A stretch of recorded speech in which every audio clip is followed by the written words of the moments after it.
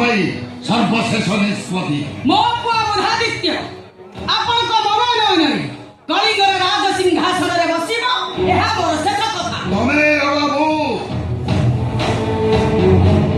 ଅଥବା କୌଣସି ରାଜ ପରିଷଦ ଏ ବାବଦ ନିଷ୍ପତ୍ତି ନେଇପାରିବେନି ମହାରାଣୀ। ସେମିତି ତ ଆମ ବଡ଼ ପୁଅ ଶିଳାଦିତ୍ୟକୁ କଳିଙ୍ଗବାସୀ ମୋ ପରେ କଳିଙ୍ଗ ରାଜ ସିଂହାସନରେ ବସିବା ପାଇଁ ନିଷ୍ପତ୍ତି ନେଇ ସାରିଛନ୍ତି।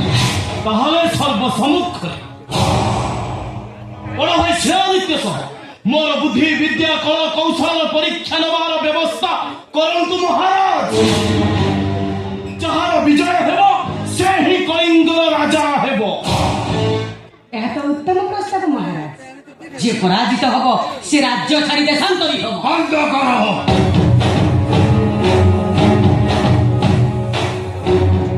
ଋଷି ରାଜ୍ୟ ବଗଧରେ ରାଜ ସିଂହାସନ ପାଇଁ ଗୃହଯୁଦ୍ଧ, ମାତୃ ବିବାଦ, ହତ୍ୟାର ବିଭୀଷିକା, ଇଏ ଶାନ୍ତି ମୈତ୍ରୀ ପ୍ରୀତିର ବାଟି କଳିଙ୍ଗ ସେ ସବୁ କେବେ ପ୍ରଶ୍ରୟ ଦିଏନି।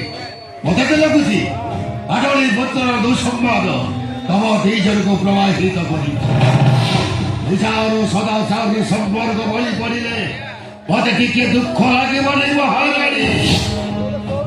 ଅଯୋଗ୍ୟକୁ ପରମର୍ଚ୍ଚାର, ମୋ ମା ମାଟିକୁ ଅପମାନ,